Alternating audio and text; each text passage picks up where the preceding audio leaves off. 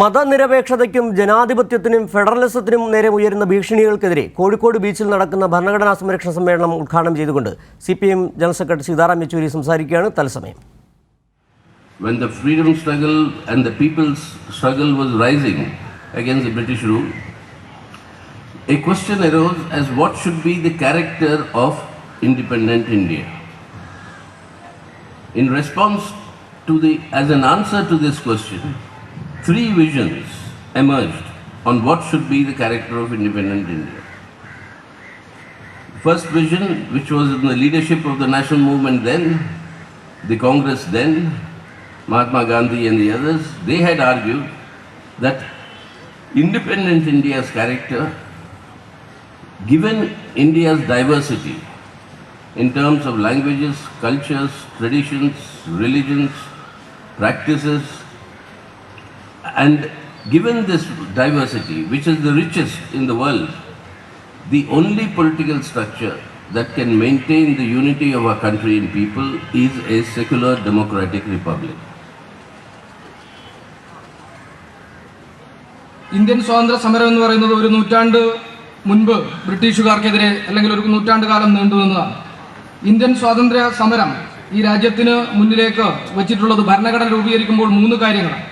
അതിലൊന്നാമത്തേത് ദേശീയ പ്രസ്ഥാനത്തിന്റെ നേതാക്കന്മാർ മുന്നോട്ടേക്ക് വെച്ചിട്ടുള്ള മഹാത്മാഗാന്ധി ഉൾപ്പെടെയുള്ള ആളുകൾ മുന്നോട്ടേക്ക് വെച്ചിട്ടുള്ളതാണ്. അത് വൈവിധ്യങ്ങൾ ഉൾക്കൊള്ളുന്നതാണ്.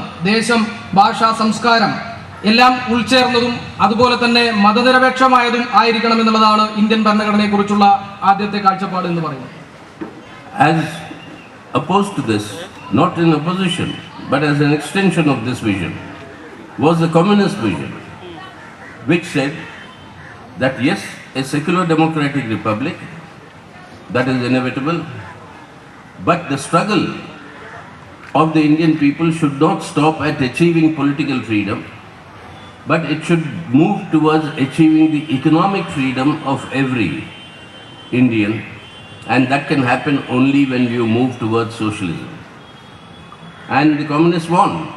If you do not move in the path towards socialism, then this very secular democratic republic will come under a severe threat.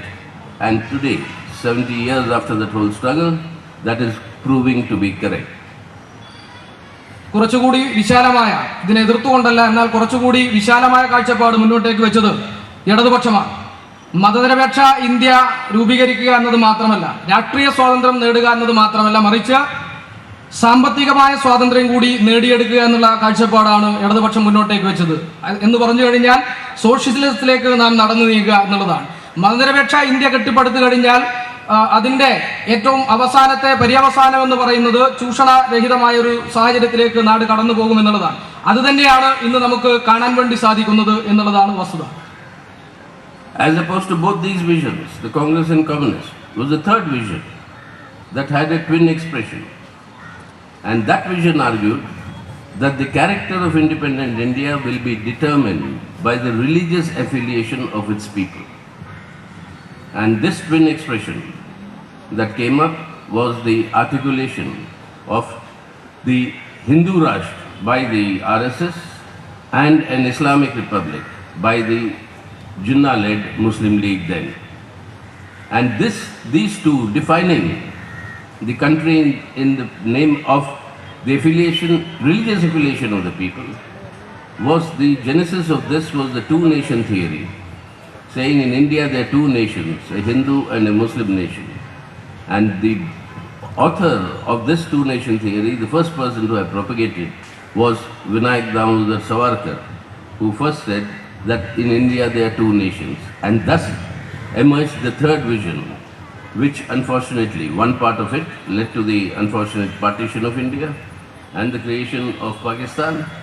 But in the rest of India, the Indian people and the freedom struggle leadership, they stood steadfast with a secular democratic republic. And when India became independent after the partition, along with the partition, India stood by being a secular democratic republic. And the process of drafting this constitution on that basis began then, which we adopted in 1950. മൂന്നാമത്തെ വാദം കോൺഗ്രസും കമ്മ്യൂണിസ്റ്റുകാരും ഉയർത്തിയതിലുപരിയായി മൂന്നാമത്തെ വാദം എന്ന് പറയുന്നത് India ഒരു മതരാഷ്ട്രമായി മാറണമെന്നുള്ളതാണ്. അതിൽ മതപരമായി ഇന്ത്യയെ കാണാൻ വേണ്ടി ആഗ്രഹിച്ചത് ഒന്ന്, ഹിന്ദു രാഷ്ട്രമായി മാറ്റാൻ ആഗ്രഹിച്ച RSSഉം അതുപോലെ തന്നെ മുഹമ്മദ് അലി ജിന്ന നേതൃത്വം നൽകിയ ഇസ്ലാമിക പരമാധികാര രാജ്യമായി രാഷ്ട്രത്തെ മാറ്റാൻ ആഗ്രഹിച്ച ജിന്നയുടെ നേതൃത്വത്തിലുള്ള സംഘടനയുമാണ്. ഈ ദുരാഷ്ട്രവാദവും സ്വാതന്ത്ര്യ സമരത്തിന്റെ ധാരയിൽ ഉയർന്നു വന്നതാണ്. സവർക്കറാണ് ആദ്യമായി ഈ ഹിന്ദു രാഷ്ട്ര എന്ന വാദം ഈ ധാരയുടെ ഭാഗമായി ഉൾച്ചേർത്ത് കൊണ്ടുവന്നിട്ടുള്ളത്. സ്വാതന്ത്ര്യ സമരം എന്ന് പറയുന്നത് ഇന്ത്യ സ്വതന്ത്രമാകുന്നത് ഈ രാഷ്ട്രം വിഭജിക്കുന്നതോടുകൂടെ അല്ലെങ്കിൽ രാഷ്ട്ര വിഭജനത്തോടൊപ്പം എന്ന് വേണമെങ്കിൽ നമുക്ക് ദൗർഭാഗ്യവശാൽ രാഷ്ട്ര വിഭജനത്തോടൊപ്പം തന്നെയാണെന്ന് നമുക്ക് വേണമെങ്കിൽ പറഞ്ഞു വെക്കാം. എന്നാൽ വിഭജനത്തിനു ശേഷം ഇന്ത്യ എന്ന് പറയുന്ന രാജ്യം മതേതര ജനാധിപത്യ രാജ്യമായി മാറുകയും 1950 ഇന്ത്യയുടെ ഭരണഘടന നിലവിൽ വരികയും ചെയ്തിട്ടുണ്ട്. That's why, as long as this constitution remains, the secular democratic republic of India cannot be converted into a fascistic Hindutva Rashtra of the RSS variety. So in order to achieve the establishment of a Hindutva Rashtra, a fascistic Rashtra which is based on intolerance, which is based on campaigns of hate, violence against the religious minorities, and this sort of an India cannot be created as long as this constitution stands. And that is why the assault on this constitution is essential for them, to destroy this constitution so that their political project of converting the secular democratic India into a fascistic Hindutva Rashtra can succeed. അതുകൊണ്ട് തന്നെ ഈ രാജ്യത്തിന്റെ ഭരണഘടന മാറ്റാനുള്ള ശ്രമം അവർ നടത്തിക്കൊണ്ടിരിക്കുകയാണ്. ഈ ഭരണഘടന നിലനിർത്തുന്നിടത്തോളം അവർക്ക് ഒരു ഫാസിസ്റ്റ് രാഷ്ട്രം സ്ഥാപിക്കാൻ സാധിക്കുകയില്ല. അവരുടെ പ്രത്യയശാസ്ത്രം എന്ന് പറയുന്നത് തന്നെ അസഹിഷ്ണുതയും അതുപോലെ തന്നെ വിഭജനത്തിന്റെ, ന്യൂനപക്ഷങ്ങൾക്കെതിരായ വിദ്വേഷത്തിന്റെ പ്രചരണവും എല്ലാം തന്നെയാണ്.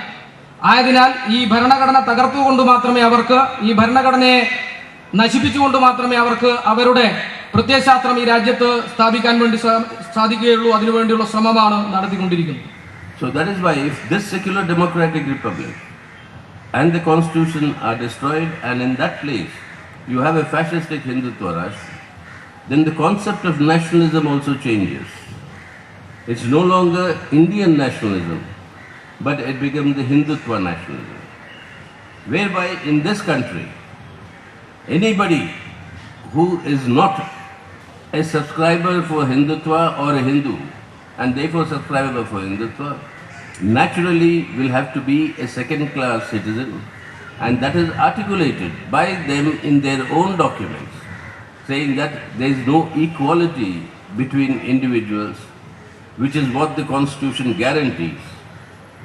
That equality between individuals is determined by their religious affiliation, and that is why their concept of nationalism based on religious affiliation of people, that Hindutva nationalism, and a pan-Indian nationalism which is inclusive, which includes all diversities in India, not only religious, linguistic, importantly.